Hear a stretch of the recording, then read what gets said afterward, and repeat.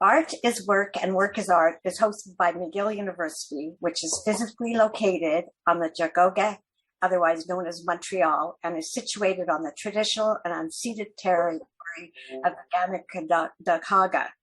This land has long served as a site of meeting and exchange amongst Indigenous peoples, including the Haudenosaunee and the Anishinaabe nations. We acknowledge and thank the diverse Indigenous peoples whose present marks this territory on which peoples of the world now gather. I would also like to share an acknowledgement developed by the Feminist Media Studio at Concordia University for our pandemic forms of assembly. While Zoom, a company that has exploded in value during the COVID-19 pandemic, is the technical custodian of the platform on which we gather, this makes us no less occupants of the multiple territories on which we are all physically located. Zoom's headquarters are located on the Mukama Ohlone territory.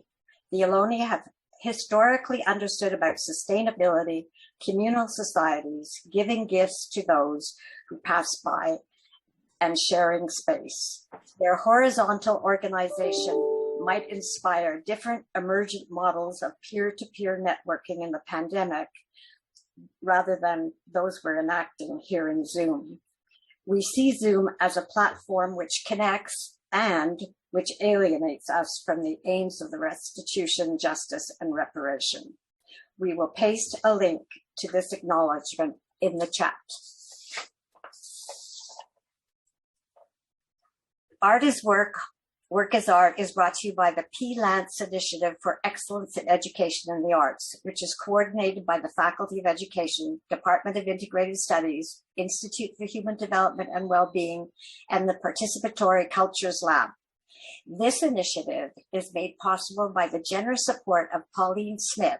And after today's panel, I invite you to watch a short video about Pauline's contributions on this initiative that is posted at the Symposium website and pasted in the chat. The Artist in Residence program has been a cornerstone of the Lantz Initiative for Excellence in Education and the Arts. This two-day symposium features presentations by all 12, which is lovely, of the past residency artists and was organized by the current artist in residence, Dana McLeod. Thank you so much, Dana. Shannon Roy is assisting with the conference, and we'd like to thank her for her work and keeping us on track during our panels. Thanks so much, Shannon. It's lovely to see you. First and foremost, thanks for being here. We appreciate you being with us in whatever time zone you are experiencing right now. During this panel, please feel free to use the chat to share thoughts, comments, and relevant links. There will be a Q&A after the artist presentations. You can raise your digital hand to ask a question or post your question in the chat if you prefer that I read them.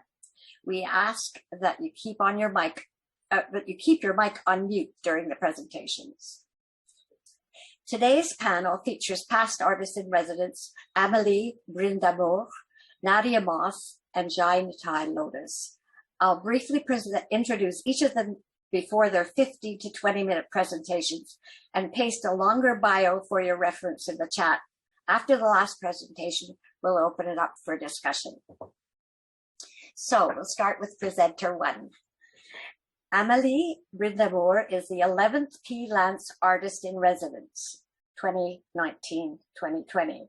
She is a multidisciplinary artist based in the region of Bas-Saint-Laurent, exploring her practice issues related to the natural environment. Her research includes electronic arts, biomaterials, and installation. Her interactive pieces integrate sound and lighting components and seek to recognize intelligent systems in nature. Welcome, Amélie. Thank you, Lynn. Thank you for the opportunity to present my practice. I had a really good time doing the Lantz Artist residency with Nadia, and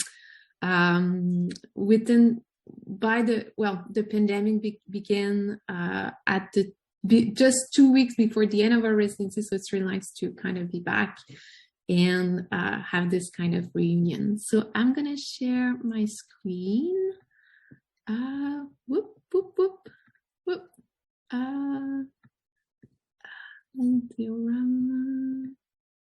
Okay.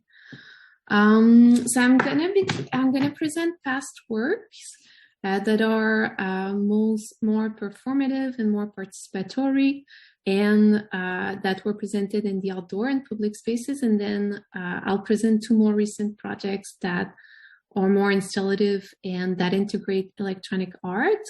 So those are kind of two stages in my practice that are kind of different, but at the same time that centers on the environment, on an interest in collaboration, and also collaboration, and also the idea of system as well. So in my past project, I was very interested in system and the working of systems, and trying to transform them, integrating so that they would become more collaborative and random and creative.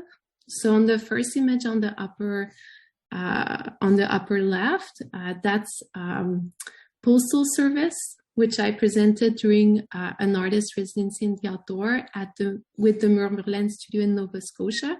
So it's a postal service that I performed during the residency for the artists that were present, but it worked in like I changed the functioning of it so it would be more random and more balance between the artists.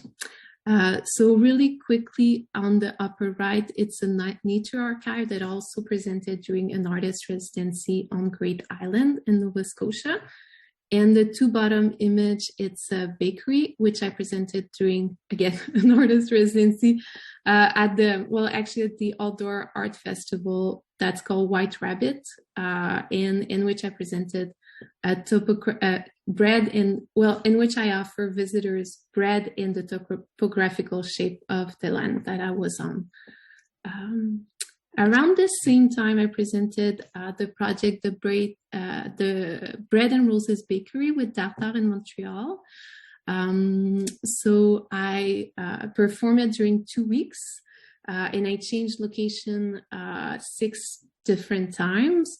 And it was a project in which I encouraged a conversation about the working rights of artists, the working condition, particularly the one that we're using the industrial building in the St. Henry neighborhood.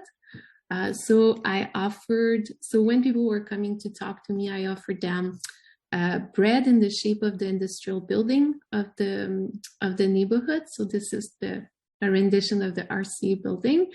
And so the project was inspired by Bread and Roses, which is a song that was very popular in the working right movements, particularly for women. And then it kind of became bread, and it's something that kind of attracted people to speak about those issues and get to know, like make this connection between working rights, industrial worker, and artists. And also presented books from artists who were talking about those same topics. And if you look at the structure, you'll recognize it and this next photo. So this is from my time doing the Lantz Artists residency at McGill with the education department. So I recycled the structure, the mobile structure, and it became a mobile museum called the Museum on Wheels. And the idea of the museum was to explore what art can be, what an exhibition can be, kind of expand those ideas and who can be a curator, and propose and engage with the student population at McGill and be able to kind of move around in buildings. So this is the famous atrium where most of us artists have been presenting our work, but I think at one or two occasions, I was able to not present there, but be in another space. So here, this is the launch of the museum, and I was explaining to students that they could borrow the cart to present an exhibition of their choice, and that I would help them with the design, with anything, so that it could be possible, and that it could be presented anywhere that they wanted. And during the residency, I presented 2 of my own projects, but mainly the main goal was to show the ideas of students. So here, this is a project which I very much appreciated, which was about the internet and called Enabled or Unwilling to Connect. It was an idea from a PhD student, Aaron Rosenberg, who is with us today. Hi, Aaron. And I cannot see you, but I saw your name earlier. Aaron went offline for a whole year. It was a way to go deeper into this subject of study, but also kind of perform this what life is online in 2020, which was the year of the pandemic. Haha. But anyway, so here we did a Ask Me Anything analog session where Aaron was kind of asking people's question about his goal to go offline for a whole year, and visual representation from the internet. And on the right, this is an exhibition which was initiated by 2 psychology students who grew up in Hong Kong. So it was about the role of art in the Hong Kong protest. So a very much more loaded topic, which was presented in 2019 when it was happening. Yeah, with different kind of representation of artists in Hong Kong and how they were using their art for the protest. So around that time, I've done a lot of participative projects, and I began to want to create installation that could be presented in a gallery space. And also I was interested in the idea of system, and I was more and more curious about systems in nature.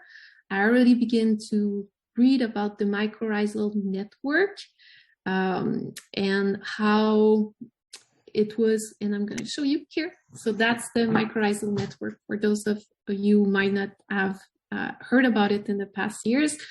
So the bottom image is it's the mycelium. So those are white threads.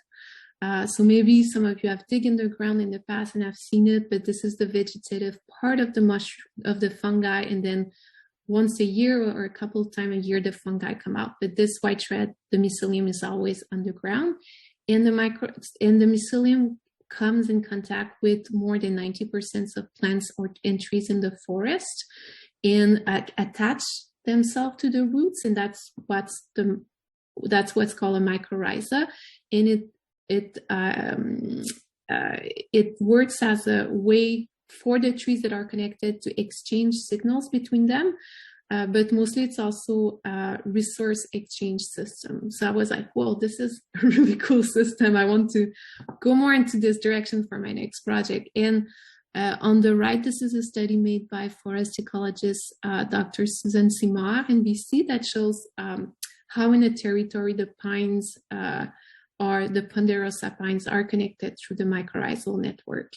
This made me interested more into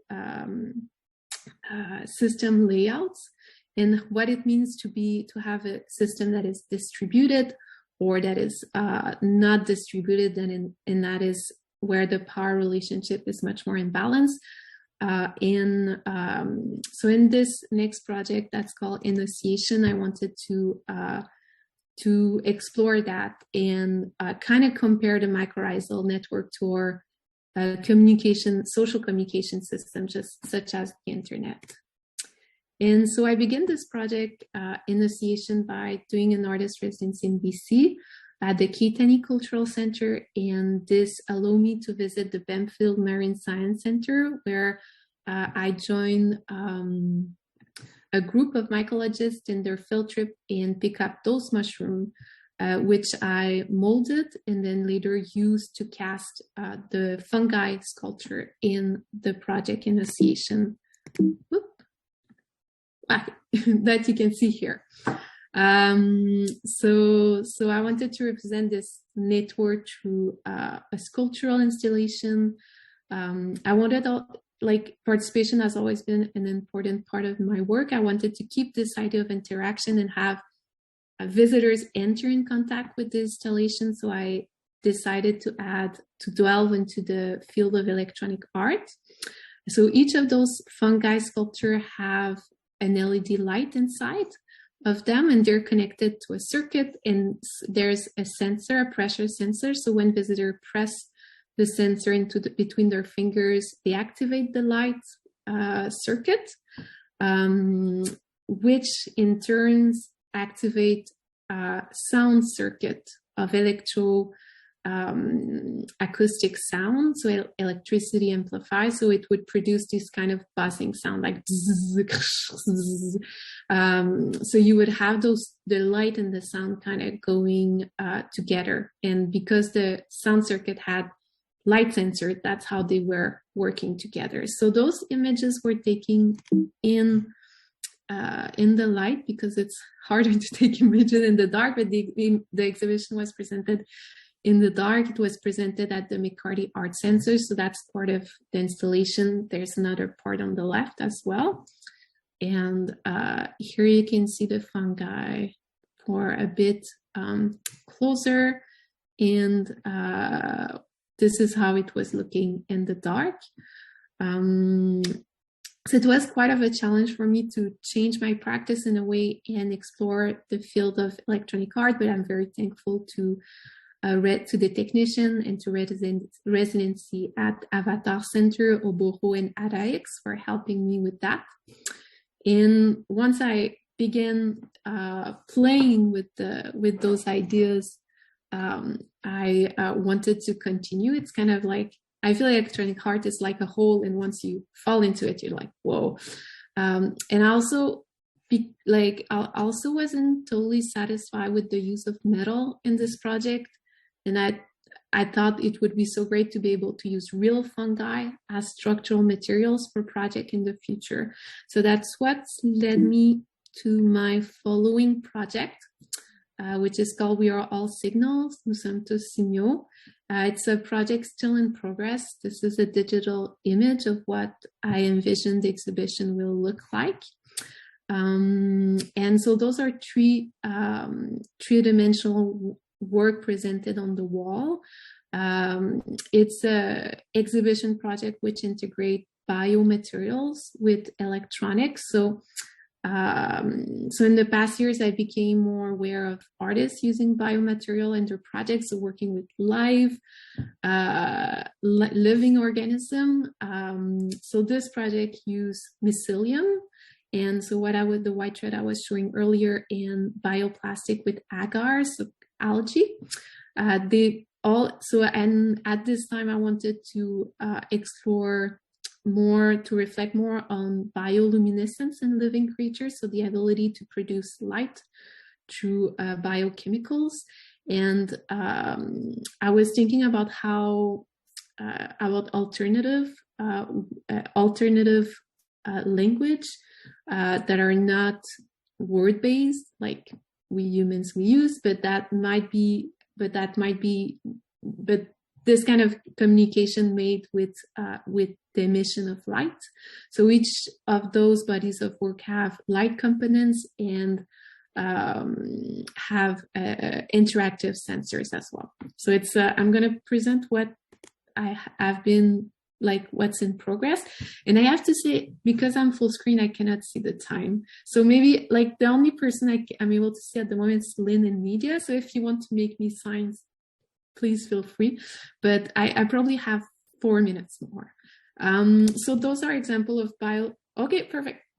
So those are example of bioluminescent creatures. So on the upper left, it's a squid.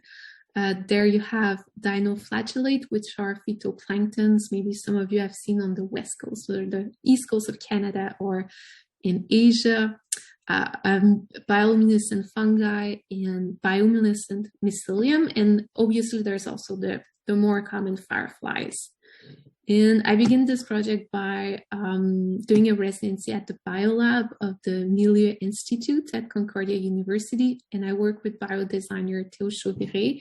And we did all kinds of tests on growing mycelium, by trying different kind of fungi, different kind of substrate and different kind of growing structure. So you can see on the right what the mycelium looked like. It's kind of this white velvet materials. And on the left, this is what it looks like when it's dry up, when it's kind of cooked and dried so that it's kind of in a permanent state, not living anymore, unfortunately, but that's, yeah, having a living artwork is would be really hard. But yeah, so these are some tests with integrating lights.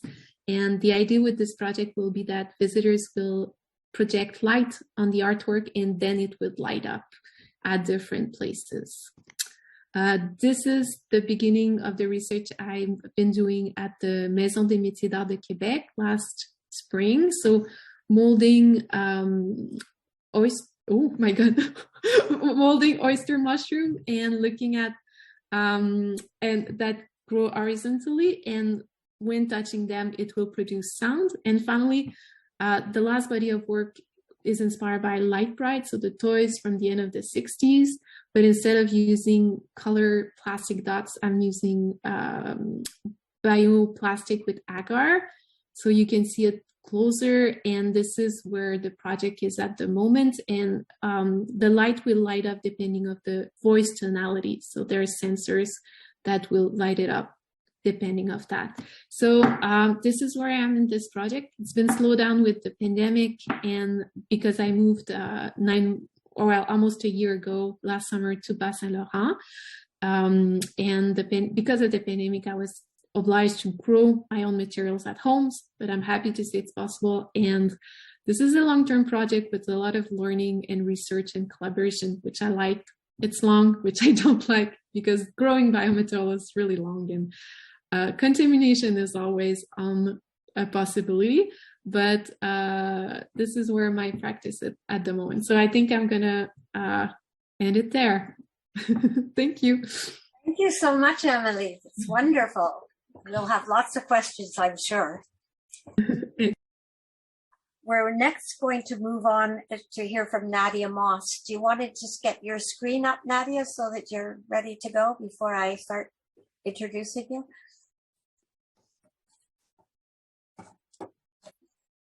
Here it comes. One moment. So Nadia is the 10th Lantz Artist in Residence, 2019-2020. They are a white, Jewish, non-binary old man who gets weirder, lefter, queerer every day. They are blessed to live and breathe. They live with their daughter in Boga, Montreal, and have been part of music, art, and political communities there for 20 years. Their drawing and installation work has exhibited in established galleries and in independent spaces across Canada and the USA. So welcome, Nadia, and take it away.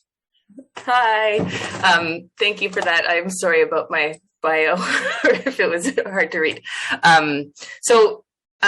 This is amazing. I love following Amélie because we really got along. We were both residents the same year, and we kind of have maybe diametrically opposed approaches, or very different kinds of approaches, where she's so kind of thoughtful and she's thinking through like a scientist, and I'm sort of feel like a toddler in comparison, sort of muddling through and very touch-based. And so I thought we were an interesting combination in that way. And I'm going to just talk about my work in drawing. And so I'll show some very current work. So this is from maybe 2 weeks ago, for example, and some older work, and talk a little bit about my relationship to the process, as well as what this work is shaping up to be right now.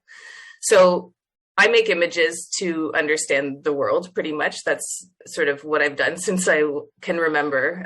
So I use drawing. I use it for all sorts of purposes, like external observation, internal observation, self-regulation, that's a big one, killing time, appreciating time, honing technique, just like learning a new skill with a new material, communing with old, new, real, imagined people, fake people, animals, things.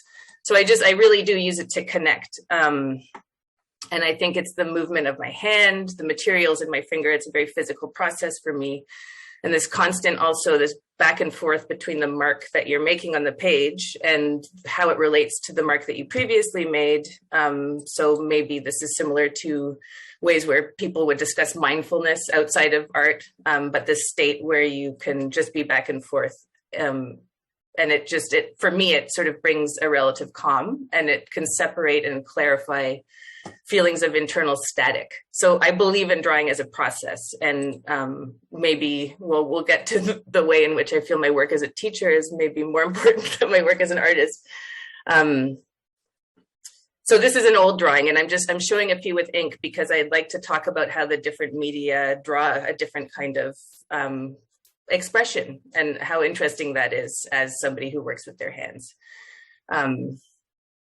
So yeah, it's almost, for me, when I use drawing, it's almost like a literal drawing it out of the system sometimes. Like I need to draw for my well-being, and that's what I figured out. And so I work instinctively and also very deliberately. I don't start with a narrative meaning or a concept. I'm not an illustrator. I don't have that skill because I have to not know what's coming, or it feels like I'm just in a coloring book. So I need to keep surprising myself. It's a forward motion. And so I don't start with a meaning, but when I'm on a roll, I always do find myself working through a set of themes. And I come from a tradition that is very attached to finding symbolic meaning in like every single word and the spaces between the words and the three words together. And that is both very frustrating for me and also seems to come naturally. So while I work, I kind of am deciphering everything all the time and making different stories and telling myself stories while I work.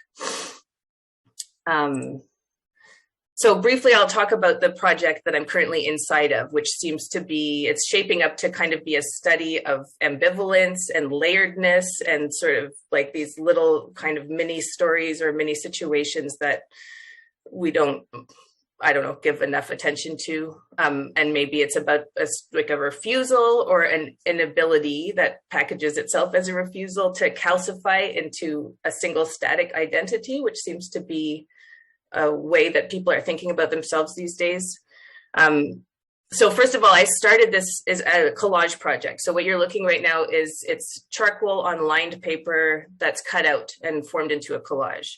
And so this project I started as a reason to get into my studio because of a sudden life change that found I was all of a sudden like a single mother of a small kid, and I didn't have this kind of luxurious studio time. And I used to draw with brush and ink, which is something I didn't have at the moment, this kind of time to use brush and ink. I'll show you.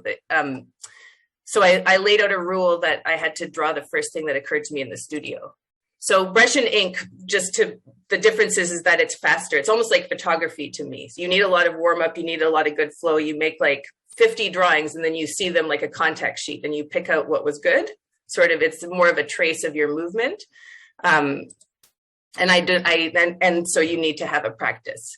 But so for this, I'm like, okay, I have 2 hours. I'm just going to go in. What's the first thing that comes to my head? A snake. Okay. Or like, this is a Massasauga rattlesnake. I've just been reading about them. Okay. I'm going to sit and draw one. Or, oh, can of tuna partially opened. Okay, here we go. And so the marks with charcoal are slower and more deliberate, but I was also trying to keep the spontaneity of my ink drawing. So I would cut it out, keep the pieces, and for many months didn't know what I was going to do with them. I just had this like pieces of image. And then later on, I started to figure out how to combine them. So here's like, again, I put this is the can of tuna, there's a $5 bill, etc. These sort of seemingly random things coming together. Or that's a self-portrait. This is Regina Jonas, the first woman rabbi, for example, just used on my mind. But I feel that the collage and thrift store paper that I'm using, and I'm using traditional and non-traditional paper cutting techniques. I'm working on these sort of mostly self-portraits, and they keep appearing to show this feeling of wrestling with the urge to come up with absolutes about oneself, or more broadly about the way the world is organized. So I guess a response to this, like, or my cresting alarm at this, like, totalizing, flattening, and polarizing Facebooky way that people are declaring themselves or declaring their allegiances. And how much the older I get, I realize that that's impossible and untenable and very safe feeling. And so collage seems to be a really interesting medium for this because it displays its own construction, and there's always like a sense of the provisional and the contingent in it, because it's like, well, that was just put there, it seems. You can see that it was. And so I can sort of make kind of arbitrary combinations where the placement tells different types of stories, but then it gets glued down and it gets remembered as one story. And that's a really interesting sight for me, that I keep thinking about how the sort of arbitrariness, things get frozen and then they become history. And how strange is that at the chance involved? And so I think it's a good medium where I'm honoring like the smaller contradictions and like middleness and ambiguity of life that gets flattened in grand narratives. So this is this is a self-portrait of myself as my father or my grandfather. And then under here, there's the first elected communist in Canada, Fred Rose, in like a gilded frame and a Reebok, just again, like seemingly random, but together in this pile. And then this dot matrix is a traditional paper cut that translates from Hebrew to the end of history, which was me kind of laughing at growing up when like the height of this idea from the Fukuyama book, like the victory of liberal democracy. And then it's also the victory, I guess, humanist ideals of Star Trek, kind of warming himself on a fire, or Spock appearing in other kind of stranger ways that I don't understand. So yeah, I'm using these collages to explore aspects of my own identity while looking outwards and just sort of continuing to resist and thinking about this pull towards like a totalizing way to think about history and the world. This is a self-portrait as a temple door, which I drew from a photograph from a ruined Romanian synagogue. Here's another selfie. This is in ballpoint. And so the collages started this particular series, but I just recently, I made another kind of move on necessity, based on necessity, which was I had to go upstairs from my studio. I haven't been in the studio, I've been at home. And so I've been in a sketchbook with a ballpoint, and that's been really fun and interesting. I haven't drawn with ballpoint since I was a teenager. So I'm carrying, I think, the same suite of themes with me, but now I can do it while I'm in a meeting or I'm parenting, etc. And the nature of this work, because the marks are so much more precise and little, is that there's a lot more labor in which I don't have to be making decisions. So it takes a different kind of focus from me, which is interesting. So this one is called The Garden of Retired Pedestals. And I'm using my hair kind of just as a stand-in for a self-portrait, I guess. And this is shaving a leg that looks like it should be mine, but it isn't. I'm reading you the titles, but the titles are also changeable. This one is Dysphoric at a Garden Party, visiting myself as Sappho with a laptop. And I think it's possible the more domestic and mundane setup of like my sketchbook, and it's like casual, and it's allowing me somehow to invoke maybe more personal and uncomfortable intersections, I think, and more contradictions. So like this doubting place, like I think this one is about this place where maybe your self-hatred overlaps with external critique, like you're defending against accusations, for example, accusations of being a self-hating Jew that I would face a lot for my politics that I hold very dear. Or meanwhile, I'm like, but wait, I'm neurotic and I have a bad stomach and I'm a Jewish mother or something. Like, is this self-hate? I don't know. Or similarly, like, where does gender dysphoria end and internalized misogyny begin? Let's discuss with an image. I don't know. Like, I need to draw to keep figuring it out, I guess. And so, yeah, there's self-portraits, and I'm thinking of myself as like, I use myself as a resource almost. So in the olden days, I would photograph myself and my partner, our hands and feet. And then I would always have hands and feet doing different things so that I could always draw. And I still kind of use myself in that way. It's like I'm a ballpoint pen or some non-archival paper from the end of history. Like it's just because I am what's on hand. But I can still, it's I feel very self-conscious about like over-representing myself on the flip side. Again, this kind of ambivalence where I'm like, it's important, it's good that I'm doing this. And then the other side is like, wow, that's so solipsistic. Look, I've made my own mirror cry. That's what this one's about, or just like this kind of embarrassing self-love. But as much as drawing is precious to me, I will always feel ambivalent about the work when it's finished. And I maybe that's part of the process, maybe that helps the process, but the creation is crucial to me. But the consumption, image consumption, is not so crucial. So I can sort of feel like I will always have faith in the process of creating the image, but my faith in what image can do and how they live in the world can get shaken very easily. I don't know if I have faith or there's any kind of absolute about them. And so I think because of my ambivalence about artwork in general, or about the role of visual art, is that I just use it as an opportunity to learn something always. So it's not about doing something new as it is about learning something. And so in this spirit, this is how I come to understand that my work as a drawing teacher and an instructor is maybe, I don't know, it's as important. It holds the similar role. They're kind of left and right, because I believe so strongly in what drawing can do and has done for me. It's something that I feel very compelled to share. So back to an old big drawing, I think. And I love to teach it because I really deeply believe that most people could do what I do, not to make it look like how I make it look, but that they could find a place where they can create meaning based on their own imagery or their own stories. And they can, more importantly, slow down their observations and to be able to take in more and just slow down really, and that they could benefit. Oh, am I done? 5 minutes. Oh, amazing.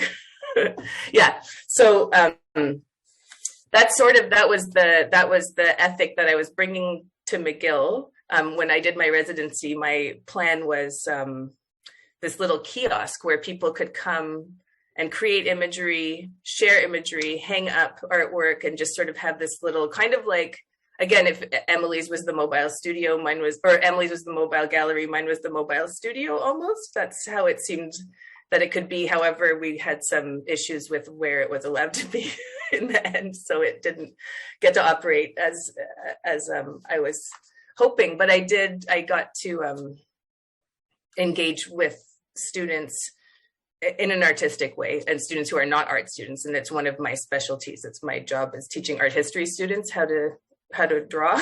And so at McGill and in general in my job as a teacher, like what was the most important thing was just allowing space for people to just create an image, which is for a lot of people harder than it sounds.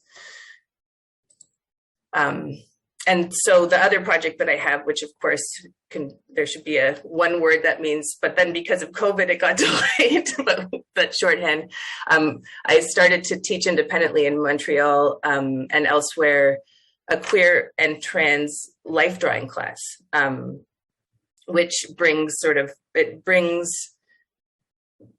what I think of as like the kind of community or healing potential of drawing into a room where people are also working on a shared project that is low stakes, which I think is really nice to bring people together to work on something low stakes. And you kind of, just by everybody looking at somebody and trying to, I don't know, learn about them, create, identify them, create them together on a page, we sort of create this supportive and normalizing space. So that's the other thing. The reason it's queer and trans life drawing specifically is because a lot of bodies don't get to feel normal, and we don't have to go into that. I think that's a shorthand people could understand here. And so allowing that kind of connection between model and participant, that we're just, and oftentimes people would switch, they become from the model, they would move into the class and become a participant. So this kind of rotating thing, and just draw each other and feel as though we're each other, and feel the sort of empathetic qualities that drawing can bring out. Like when you're actually looking at somebody, you kind of feel them more. So I've been teaching that, not successfully on Zoom. I gave up trying on Zoom. This just has to be in person. So I'm waiting for a little bit warmer weather when the windows will be open. And yeah, I think that's all I need to talk about. Thank you. Thank you very much, Nadia. We look forward to the discussion. Next, we'll be hearing from Nitai Lotus, who's 5th P. Lantz Artist in Residence 2018. Jay is a multidisciplinary hip-hop artist and a community worker based out of Montreal. He has been active for over 20 years as a rapper, music producer, and performer. He has played the Montreal Jazz Festival twice with his 9-piece band, as well as numerous other national festivals like Manifesto, Harbourfront, and NXNE. Jay, take it away. How you doing, everybody? I hope everybody's well. Great work, everybody that presented before. That was beautiful. Where to start? I don't know.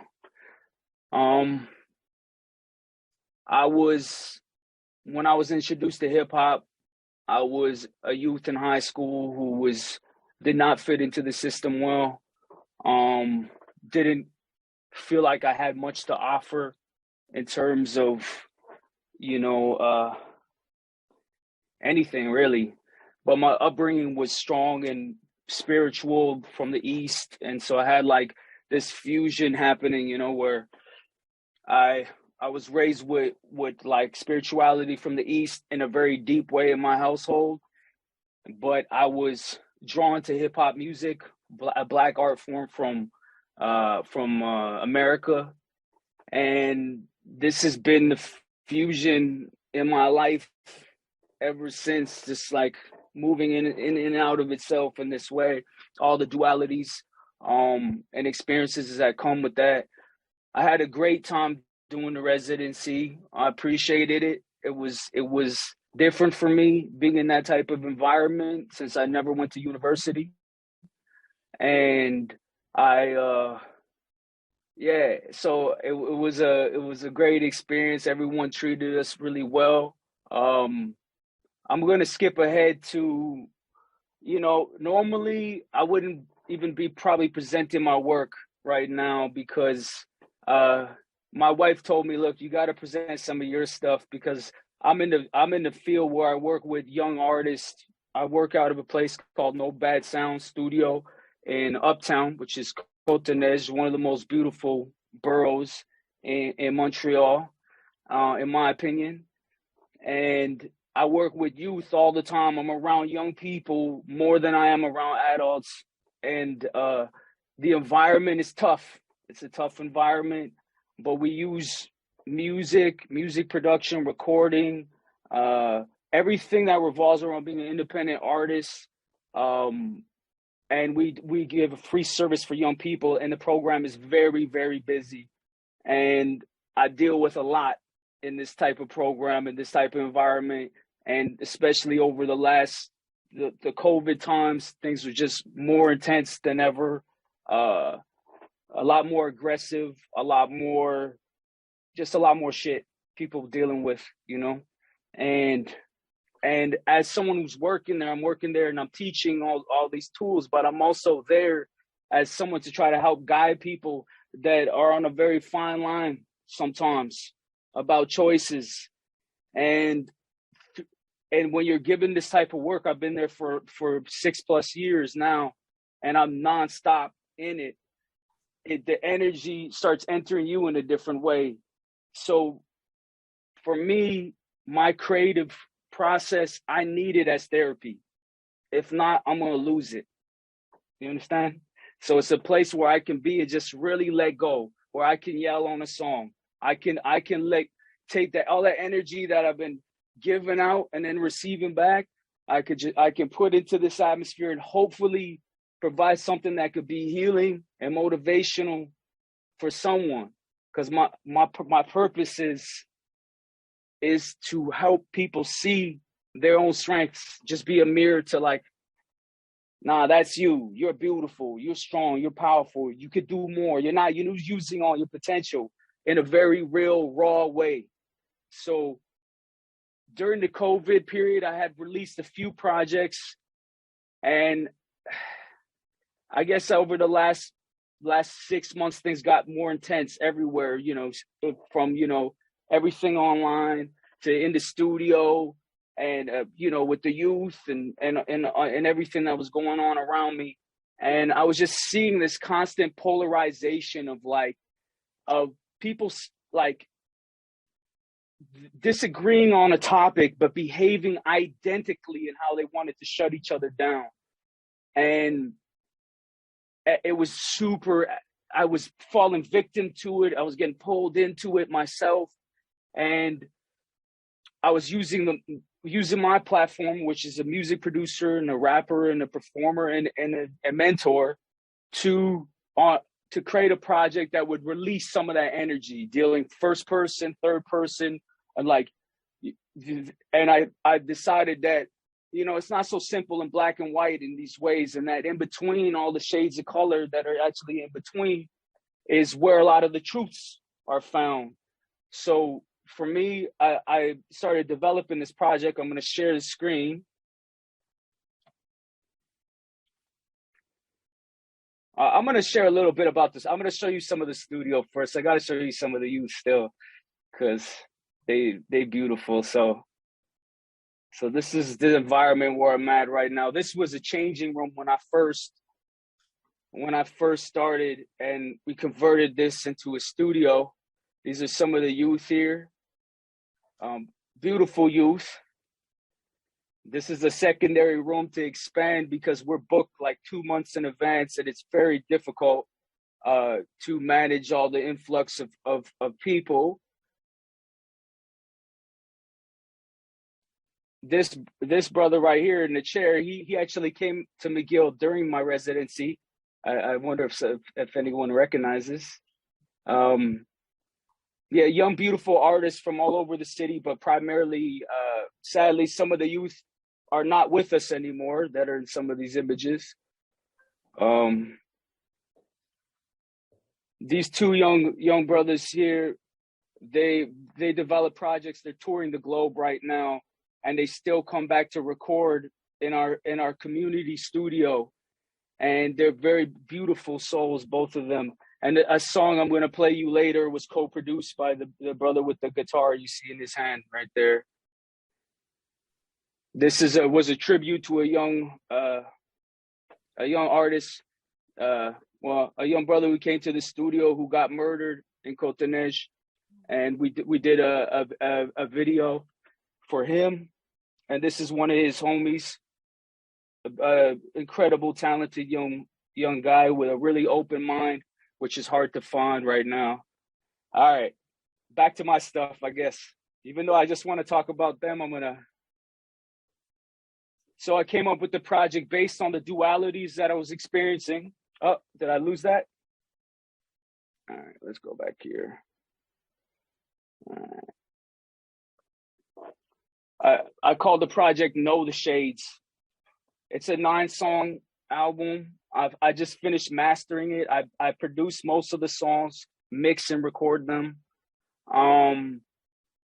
It's been a journey. It's a very intense project. But the song that I'm going to share with you is because of the time of day, I chose a much more mellow, reflective piece. Let me just go through a bit of what I have here. I mean, this is just, I was just thinking the first words that come to my mind when I create, and these are usually the components of all my projects. Life, just, which, I know it's vague, but there's a lot in that. Spirituality, hip hop, purpose. I'm purpose driven. Before I had any talent, I had purpose. I knew I wanted to help. I care. I care about people. I care about people that are suffering, disenfranchised environments. So community to me is huge. The duality of life is constant, in and out. Reflection is constant in the music, where I'm talking to myself most of the time on the record to try to convince myself to be better, because I'm a super flawed human being. And then I create based off all those experiences. This is the album cover. My wife and I designed it. So the back piece was physical piece. So we wanted some elements to create more texture to it. There's even metal components included in it.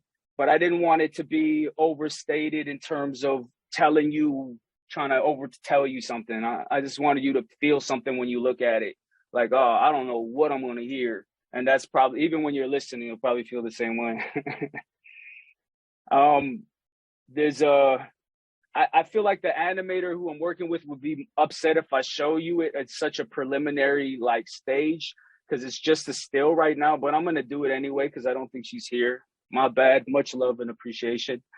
But this is a visualizer we're working on for the song I'm about to play called The Beloved. And this is just really early, just really to get the colors. But a visualizer, for those who might not know, this will be probably an animated loop of about 10 seconds that will just repeat while the song's playing. And there's going to be hands rotating these boulders around that door frame. And that will probably be, it'll be a lot more detailed, but that will probably be the loop that's happening while it plays. I'm actually going to deliver this. I'm going to kind of semi-rap it to you because I want it to be clear. To be clear, I'll do it in a little more clear way. Now, hip hop is very coded. It's a very coded art form. So, this song, The Beloved, was very reflective, and it goes, like I said, most of my pieces are, they're dealing with how I'm feeling, dealing with some type of sadness a lot of times, reflection, point of views from first and third person. Sometimes it's society responding, but the environments I'm in play a big role in this direction. So it's called The Beloved, and I'll deliver it. The Beloved. See that we move mountains. See that we move mountains. The Beloved. See that we move mountains. See that we move mountains. Trying to debate us but can't fade us. Trying to focus on the pain but can never taste the flavors. Trying to test the favor but never test the sacred. Dress that's tapered, button up that's blessed with laces. Too many faces, lost in oasis, cash in they basics, ass in they facelifts, too sad to embrace it, they masking their ages. This whole life gone a borderline crazy, so I live off his word when shit is too hazy. And then this is the hook, and it goes, and this is reflecting on sometimes in these communities, it's like, this is the type of energy you don't want to live my love. You just want to see me suffer. That's true. That's true. You don't want to see me shine. You just want to see my troubles. That's word. That's word. People profiting off of other people's suffering. You know what I'm saying? That's what I'm addressing in that context. And it's a combination of the visuals and the reality of what's going on. So sometimes it's just patterns that are creating the visual that experience to that. So my verse is a response to the last section on how beautiful and vibrant and how powerful we can be. So beautifully blessed to be breathing, bust open your stress with several reps of this freedom, the lessons of reason, perfectly fit. Throne of the evening, create a zone, then I'm leaving the extra radiant being that's not all knowing but seeing. Part the poems from treason and put the names to the demons. Can't run away from the beatings. Now what a lovely proceeding. I see myself in this helplessness, selflessness, righteousness, services. Now you don't want to see me shine. You don't want to see my hustle. Not true. You don't want to see me smile. Turn the other cheek. I love you. I love you. You don't want to, you rather give a fuck on life. Turn the other cheek. I told you. I told you. Blessings to the moon and the stars. God beyond the realm of the ego. Love. So I'm going to play the song. It was co-produced. It was produced with the young brother I showed you in one of these spaces. It's inspired by spiritual jazz in its own way. But with hip hop, we keep the production minimal because there's so many words. And if you just start cluttering it with all this extra stuff, then it's just way too distracting. So we kept it very minimal and meditative. It's the second to last song on the project. And I just need to figure out how to share the audio direct without, let's see if this works. Let me know if you hear it.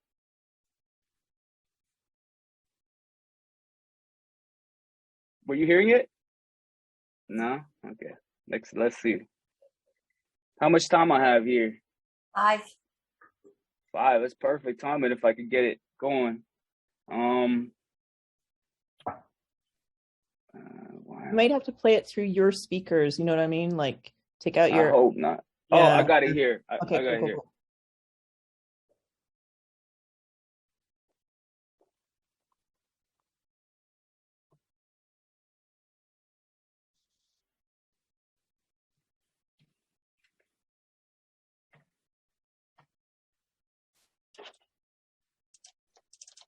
The beloved. See that? We move mountains.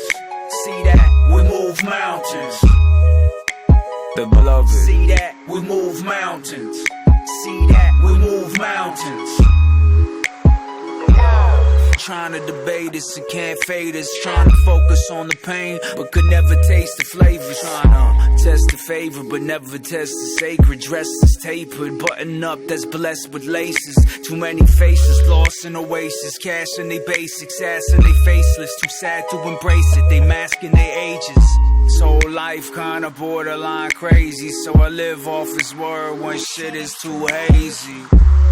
You don't wanna live my love, you just wanna see me suffer. That's true, that's true. You don't wanna see me shine, you just wanna see my trouble. That's word, that's word. Beautifully blessed to be breathing. Bust open your stress with several reps of this freedom. The lessons of reason.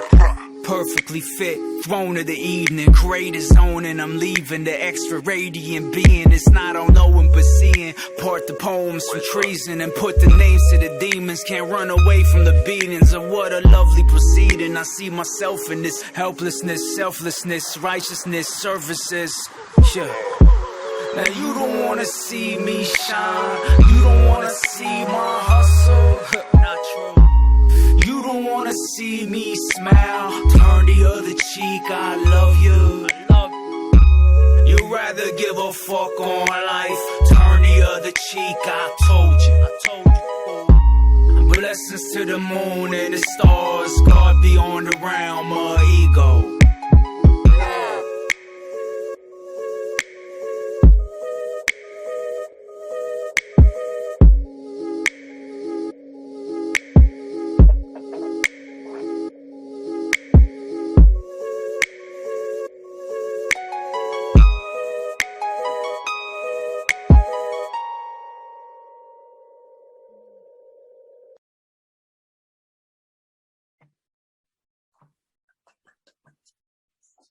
Thank you.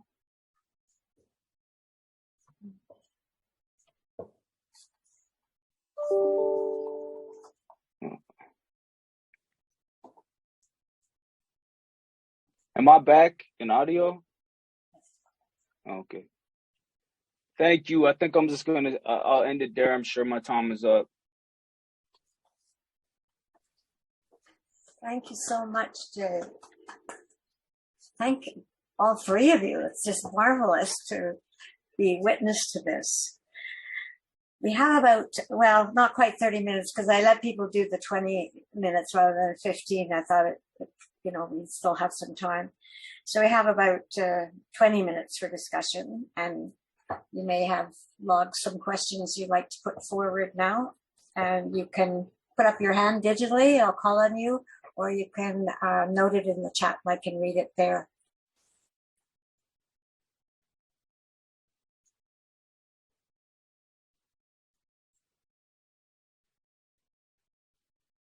I'm comfortable while people reflect. I don't think we have to jump in to fill the spaces. So.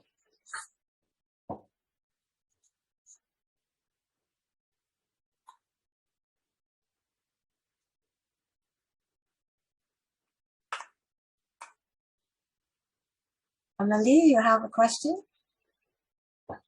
Yeah, I think I would direct it at Jay. I was wondering if your experience during the Lantz residency kind of influenced some of your songwriting afterwards, or your teaching, or not at all. Maybe it wasn't the case. I'll say that. Thanks. Thank you for the question. I think it helped me believe that what I was sharing with the youth was possible in this way, where even from outside the system, like I didn't do well in the system. Like it was not built for the way that I thought and how my mind worked and the experience. I didn't feel like I was understood. Like when you talk about the system, you mean like the school system? The school system or other types of systems, a lot of institutionalized systems. And I'm not disrespecting this. Like it works great for certain people that I know, even in my family. And a lot of people benefit from it. And I encourage all the youth and all that. But I was still able to have an important role within it and bring some of the youth to the space to sort of open realms of possibility, because that's what I feel my purpose is, to open realms of possibility, even through my privileges and the things that I'm exposed to. And I have many privileges compared to a lot of the youth that I deal with. So I think that it gave those things, it gave opportunities at McGill to some of the youth, did like gardening programs with Mitch and different people, and there's different connections that happen, and I won't share all the details of what some of the youth were doing prior, but it was just giving different options. So I think it did in that sense, where it was like if you believe in yourself enough and you put in the effort and the work, that you can sort of surpass a lot of your obstacles, Thank you, Jay. That's Nadia, you have a question? I do, also for Jay, and it's just about, so I wonder, when you started to work with the youth, did anyone teach you how to teach? Because this is something I've been thinking a lot, how, you become really good at your craft and then you want to bring it to people, you want to help, you're like, this is my gift to help people do, kind of, I felt a kinship with that with you. And then you're like, but like the actual skill of teaching, especially kid, like I can only teach adults. I can't teach my own daughter, for example. But did someone teach you how to teach, or how did you add that to your work? I think I felt you when you mentioned it and what you were talking about. I was like, oh, I can relate to this. Like I said, I could have done the whole thing and not even share any of my stuff, and I would have been more than happy to be in that space, But I think people pulled me into it because they saw, everyone kept telling me, you need to work with young people and teach them in this way, because they saw that I spent my whole time trying to convince, in the time I was doing it when I was young, convince people that hip hop was an art form. And so I got really good at being able to explain it to people from outside of the context that we were in. But what I was really doing is I was living in these environments and dealing with people in it. So I knew the language. You can't just go into a scenario like this, and then I have been kind of in that environment, understand the language. So for me, it was thankfully, it was very intuitive, and you get better. Obviously, you learn more tools because you're like, oh, I'm always questioning them. How sometimes they come with certain skills already, and you're like, how did you learn? And then you get, oh, I'm gonna take that one in just in case I can use it and it might help someone else and their method of thinking. So what's beautiful is it allowed it to be in a format where it can be individualized, like the teaching methods, like to the individual. Now they think I'm a psychic at moments, and I said, I'm not a psychic. I just seen this pattern many times. And so I see them walk in, and I kind of already, from the way that their energy is, be like, okay, I think they need this first. Like, this may just be a confidence thing. This would, like, a lot of times I ask them, what do you want to do this for? What's the reason? There's a lot of times three answers. I love it, and that's my favorite, because I know the commitment of what it would take and what they're going to get from it. Then there's clout, or like attention. And I'm like, ugh. And then they're like, money. And I'm like, ugh. So it really, I'm lucky I'm in a space where it's very free. I don't censor, I don't shut them down, even if I disagree, but I always have a conversation about it, because there's a lot of toxic energy too. So it allows for me to address things with them while they're still open, because they're doing something they want to do. So if I shut them down, like they get shut down at school, sometimes they get shut down at home, then they just don't trust you, and then there's no growth at all. Right away, they close up. So for me, it's like, you can say all the crazy stuff you want to say, but we're going to talk. And through being an influence, I could deal with the toxic masculinity and all, the layers of all these things. I'm like a battle toxic masculinity all the time. That's like one of my main fights out there, is really like, oh man, we have a long way to go, but there's progress. Thank you so much. Awesome. Thank you. I think you should come to some of our classes to talk about your approach to teaching. Just invite me, I'll pull up. I will. We have some other questions.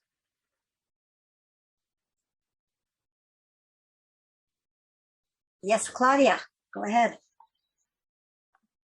Yeah, mine isn't so much a question as a comment, and it totally picks up from what you just said or commented to today about coming to class, and how people learn how to teach, or what people could learn from artists. And I just remember the night that Nadia and Amélie came to my class on critical perspectives on youth and well-being, and they talked about their art, and both in some ways very similar to some of the things we talked about just now.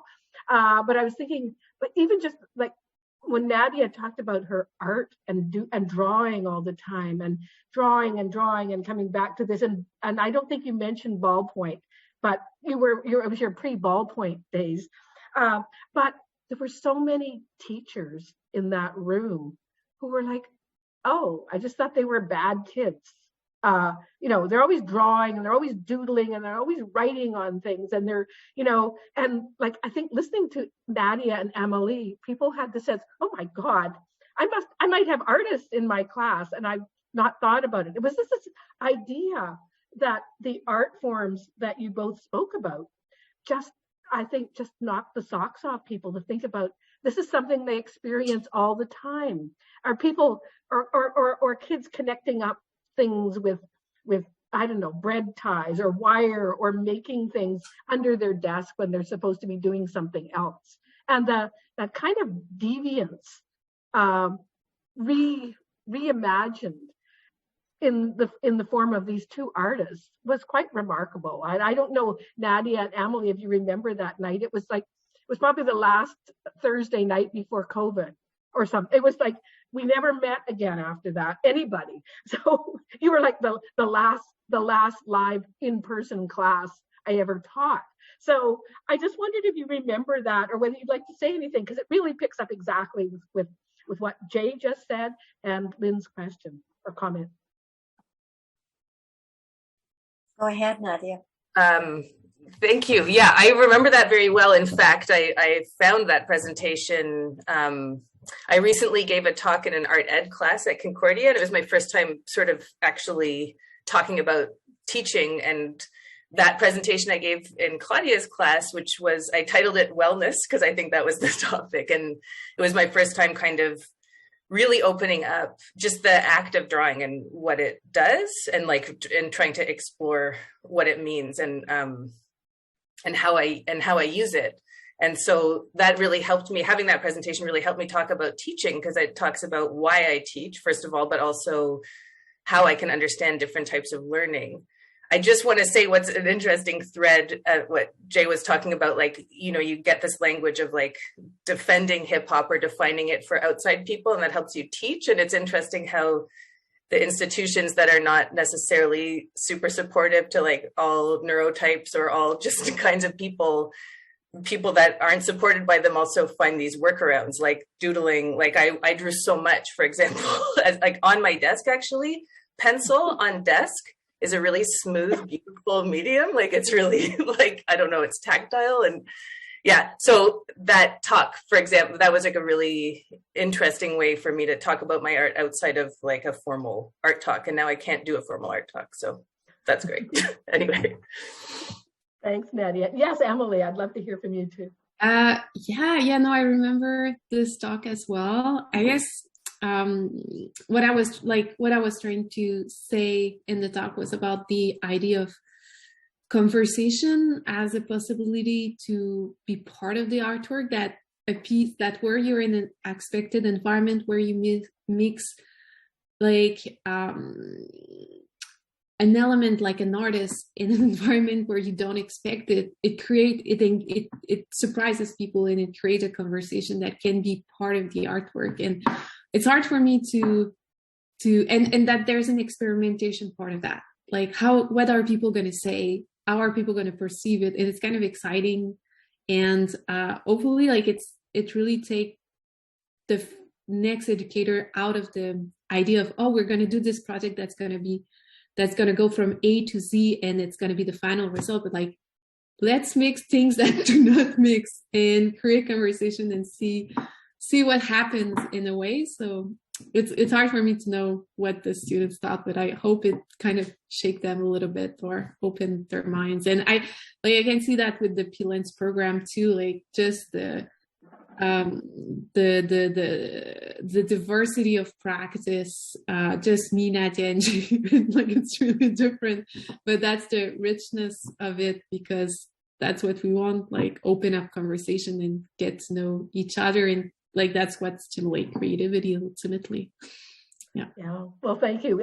I can guarantee you, I can't guarantee what happened later that same year, but that very night, I think that a lot of people's eyes were really open to the fact of art around them and within their students. And maybe they were part of the process of closing people down or appreciating the work differently. So thank you very much for that. Amélie, I have a question for you while others are thinking. In your Boulangerie de Pain, you showed two youth visiting your booth, and what was their reaction to what you were sharing? Yes, I had people from all ages to come that came around, and it's hard to remember that was presented in 2017, but I remember that interaction, and like it was kind of like they were excited because it was free and they found it pretty, and it was fun also to have them guess what the building was, because it was maybe we were in St. Henry in the Park George Etienne, so maybe 5 minutes walk from the real building. So yeah, I guess it was nice to talk just about the industrial buildings in the neighborhood. We didn't go much further, but they appreciated that it was bread and they could eat it and it was free. That was like a funny component of the project, that people were like, but it's free. And I'm like, yeah, this is art. and it was, so that was always part of the conversation as well. Thank you. Do we have some other questions?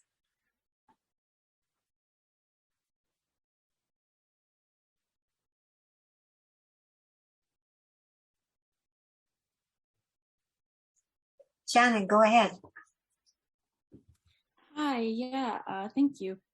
This question is for Nadia, and the question is in regards to when you were talking about feeling ambivalent about your images and how that struck with me. And you said, I believe you said that the process, you didn't feel ambivalent about the process, but about how those images lived in the world and maybe how others took those in. And I just, I sense some there's vulnerability in that. And that really resonated with me, because I know when I'm creating, when I'm writing, when I'm making images, I feel very, very vulnerable. And I'm just wondering about how that feeling of vulnerability plays into your work, if it does, and how you work with that, if so.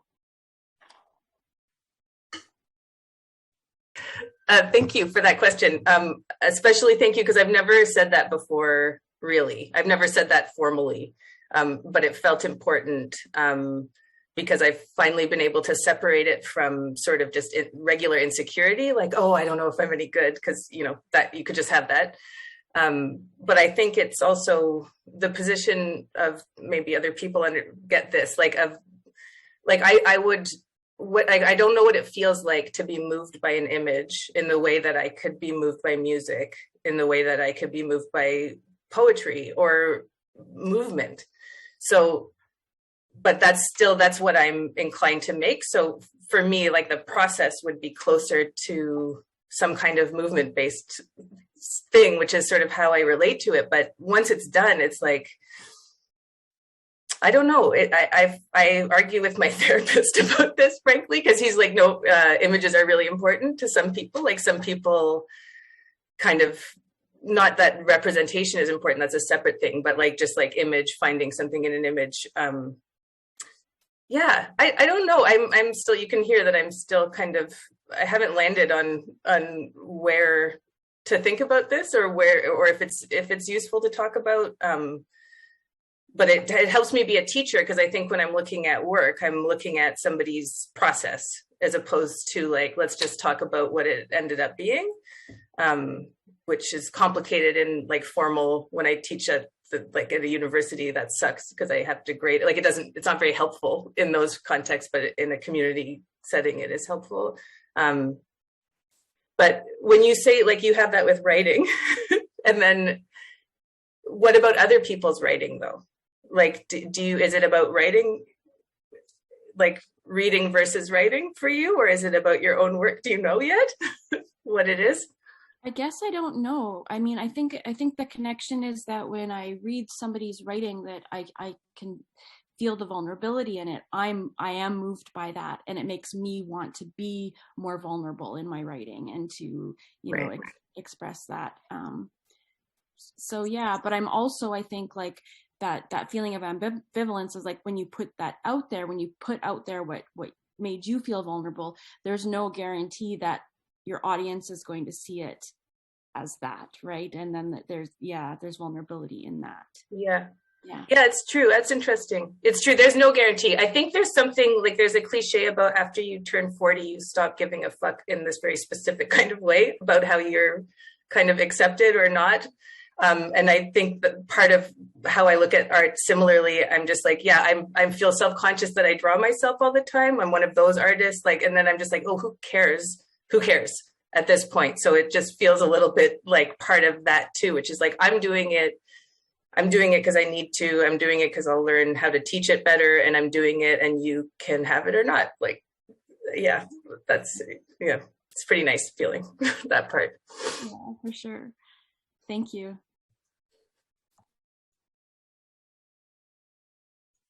Other questions? Comments?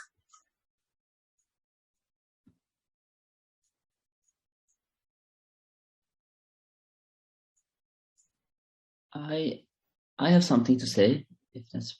Go ahead. I thank you so much, everyone. Amelia's Bread and Roses, it reminded me a movie that has been created by an Iranian director. The name, the translation of name is The Bread and Flower, but it has been translated as A Moment of Innocence in English. But the Farsi translation is Bread and Flower, and it's about a real. It's based on a real story of the director, and the overall message of this movie is about addressing violence and this that happens, that people while fighting for it's about question about while fighting to get the freedom in the society. Are you allowed to commit violence or not? It's about this, but this the topic of your work was it reminded me that movie that it also had it got awards in international festivals. I also had something else to say about Jay's duality concept. I understand that. So it's interesting for me because because Jay also said he has been inspired by Eastern spiritual ideas. So this duality, I can connect it with, for example, the idea of yin and yang, and then this type of approach to the world. I also interested in another idea that comes. I've seen in Eastern philosophies that it talks about more interconnected oneness. I mean, everyone, every creature in the world, everything, every phenomena is different shape or embodiment of just one spirit. That interconnectedness, I saw, for example, in Amélie's work, in the network and interconnections. These two works, it was interesting for me, and this is not a question, but just if you have any reflections on these two types of approach to the world. I am interested in to hear more about that. Nadia, do you have something to respond? No, I have a question for after. Sorry, yeah. Any of our other artists have a Well, I think. Oh, go ahead. Sorry. No, I cannot see you, Chase. I didn't know you were. Okay, so I'll just say thanks, Annie, for the comments about the movie, and maybe I can add that, yeah, really like art as a way of learning. Maybe that's something of learning, and particularly of learning about other people and bringing other people together. I think that would sum up your second comment about the idea of oneness. Yeah, there's a big interest in that. I'll let Jay continue. No, I was just going to say that I agree with you. I think it's all those things simultaneously exist and are connected. So I feel like that's why I call the project Know the Shades. It's just like know how all the shades interconnect with each other, and not one is more important than the other. And sometimes when we get into this fighting state so much, we lose track of all these things. I used to be around, I knew people who sold drugs, right? I saw people sell drugs to a woman who was pregnant, right? In truth. But I saw that same person hugging and laughing his mom. Nobody saw that part. They just saw the guy in the corner who was selling. And I'm saying, don't sell drugs. It's horrible. But there's just so many layers to everything. And at the end of the day, we are all connected. And what someone else does obviously affects you as well. Like if you're out there polluting out uncontrollably, it'll affect everybody in the environment. So I feel like the process for me is always like, it's like breath. There's breath in the organisms that you were showing with from plants to human beings, and the process is external and internal always. So in that connection, we are there, and that I feel like that spark that I see in everybody who presented, everybody who's asking questions, is like they're showing that connection, that same thing inside them that's resonating at a specific frequency that's aligning with other people or not. The more we get in tune to the in-betweens is when we'll start connecting a little bit better. But when we hold on so tightly, we're not open no more. So how are we supposed to connect? And so if we're so quick to not have any room to have any dialogue about that, shut them down. No, you shut them down. Like I said, you might disagree on that topic, but the way that you're approaching it is identical. So you're almost closer together anyway. But I appreciate your perspective, which is great. Thank you. Nadia, it'll probably be our last question or comment because we're just about at the end of time. I hope that's okay. I'm taking the last question with it's not frivolous, but it's for Emily. Maybe it is. I just was curious, and I keep meaning to ask you: when you're working with the fungus or with your organisms, are they sentient to you? Like, are they collaborating? Are you in a conversation with them? Or are you like? I know you're fascinated by them and what they're doing, but are they like? Are you in conversation? That's a really good question.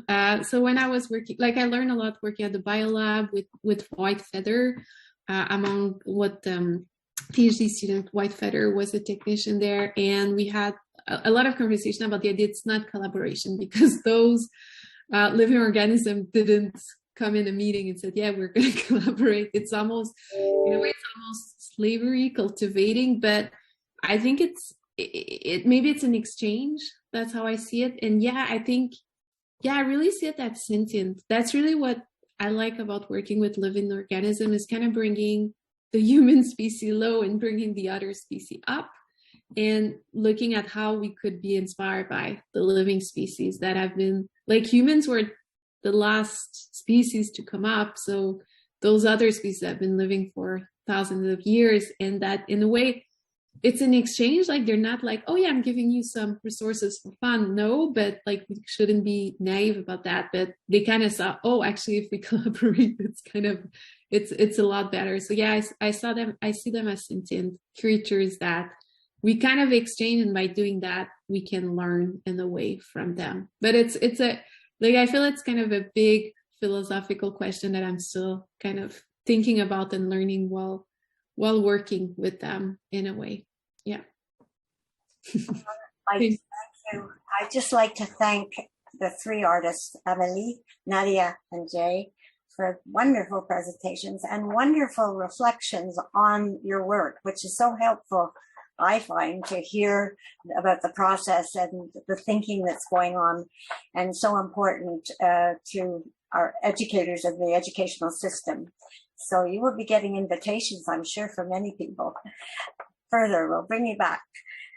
I just want to let everyone know, I want to thank everyone who attended this morning also, and let you know that the next panel is 12 p.m. Eastern Standard Time, and will feature Laurie Beavis, Maria Escura, and Victoria Stanton. You're welcome to stay on Zoom until we start, or return using the same link at 12 o'clock. If you stay, we may move you to the waiting room as we set up for tech. In addition to the next artist panel, there is a talkback panel to end the symposium, moderated by Dr. Claudia Mitchell and featuring Cassie Jones, Shannon, who's been here, and we thank you so much, Hani Sadati, Dr. Hani Sadati, and Dr. Ann Smith at 2 p.m. So that should be a very stimulating conversation. The work presented at this symposium and the importance of artist residencies within the educational institutions are very important, as we see here. And symposium information can be found on the website, which Shannon will kindly paste for you in the chat. So thank you so much. Enjoy the rest of your afternoon and your conversations among the group.